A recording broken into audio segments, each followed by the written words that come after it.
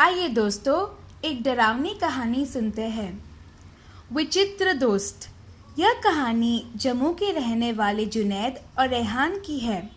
वे हाल ही में अपने स्कूल के दोस्तों के साथ एक पार्टी में गए थे। वे पार्टी उनके एक अच्छे बचपन के दोस्त के घर में थी। वे सब उस पार्टी में एक दूसरे से मिलते हैं और बातें करना शुरू करते हैं। वे उस पार्टी में कई लोग ऐसे भी थे जिन्हें वे नहीं जानते थे और पहली बार देख रहे थे। वे दोनों एक लड़के से मिलते हैं जो उनके हम उम्र था, जिसका नाम जीवन था। जीवन उनके बारे में कई चीज़ें जानता था क्योंकि वे ऑनलाइन उन्हें स्टॉक करता था और online social media platform Instagram पर उनके दोस्त थे। वे पहले तो उसे पहचान नहीं पाए, पर जब जीवन ने उन्हें कहा कि वे उनके ऑनलाइन दोस्तों में से एक है, तो वे चिंताहीन हो गए। पार्टी में वे तीन एक दूसरे से बहुत बातें करते हैं और पार्टी खत्म होने के बाद वे सब जुनैद के घर जाने का फैसला करते हैं। जिस दोस्त के पार्टी में वे दोनों आए थे, वे उसे अलविदा कहकर जुनैद के घर के लिए निकलते हैं। वे थोड़ा थक गए थे, इसीलिए ठीक से कुछ नहीं समझ पा रहे थे। सब जुनैद की गाड़ी में बैठकर घर जाते हैं। रास्ते में वे गाड़ी में पेट्रोल भरवाने के लिए रुकते हैं। वे पेट्रोल पंप वाले को जानते थे क्योंकि वे हमेशा उसी से ही पेट्रोल लेते थे। पेट्रोल पंप वाला आदमी उनसे पूछता है, और बताओ, कहाँ चली तुम दोनों की सवारी?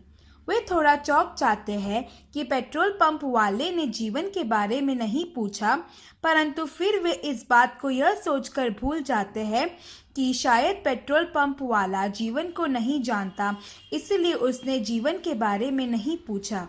रात में जुनैद के घर पहुंचकर वे सब बहुत सारी बातें करते हैं और टीवी पर फुटबॉल मैच भी देखते हैं। रात को जीवन और रहमान जुनैद के घर में ही रुकने का फैसला करते हैं।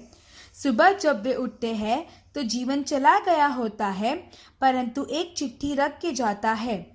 उस चिट्ठी में वे जुनैद और रहमान का शुक्रिया अदा करता है और वापस कभी मिलने के लिए उन्हें कहता है। वे चिट्ठी में उसका एड्रेस लिख के रखता है। जुनैद और रहमान वो एड्रेस को अपने फ़ोन में सेव कर देते हैं और अपने जॉब पर लौट जाते हैं। कुछ दिन बाद रहमान का जन्मदिन आता है और जुनैद एक सरप्राइज पार्टी को देने का फैसला करता है। वह अपने घर में यह पार्टी का आयोजन करता है और उनके सभी दोस्तों को न्योता देता है। जब वे न्योता देता है तो उसे जीवन के बारे में याद आता है। वे सोचता है कि अगर वे जीवन को भी बुलाएगा तो उसे बहुत अच्छा लगेगा। जीवन का फ़ोन नंबर न होने के कारण जुनैद निराश हो जाता है, पर तभी उसे याद आता है कि उसका पता उसने चिट्ठी में लिखा होता है। वह तुरंत चिट्ठी को लेता है और उस पते पर जाता है। पते के अनुसार वह एक हवेली में चला जाता है। वह हवेली बहुत पुरानी और गंदी थी। वह पूरी हवेली में उसे ढूंढता है, परंतु जीवन को कहीं नहीं पाता। आखिरकार हार मानकर पूरे घर में ढूंढने के बाद असफलता पाने के बाद वह घर चला जाता है। वे सोचता है कि ऑनलाइन उसका नंबर खोजे तो वे उससे बात कर पाएगा। जुनैद को जीवन का एक नंबर इंटरनेट पर से मिलता है और वे उस पर फ़ोन लगाता है। वे फ़ोन लगाता है तो एक बूढ़ी आवाज़ को सुनता है। जुनैद ये समझ जाता है कि वे बूढ़ी आवाज़ उसके माँ की होगी। वे पूछता है कि क्या वे जीवन की माँ है, तो वे जवाब देती हैं कि हाँ। जुनैद कहता है कि क्या आप जीवन को फ़ोन दे सकती है, तो उसकी माँ फूट फूट के रोने लगती है और कहती है कि मेरे बेटे को मरे 5 साल हो गए हैं और तुम मुझे उससे बात कराने के लिए कह रहे हो? क्या कोई मजाक कर रहे हो मेरे साथ? मरने के बाद हमने खुद उसे शहर के बाहर वाली हवेली में दफनाया था जहां उसकी मौत हुई थी। वापस यह मजाक कभी मत दोहराना।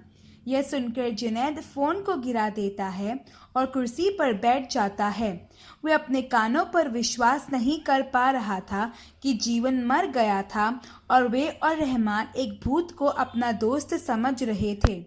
जुनैद ने कभी भी यह बात रहमान को नहीं बताई और हमेशा के लिए इस बात को अपने दिल के अंदर दफन कर दी।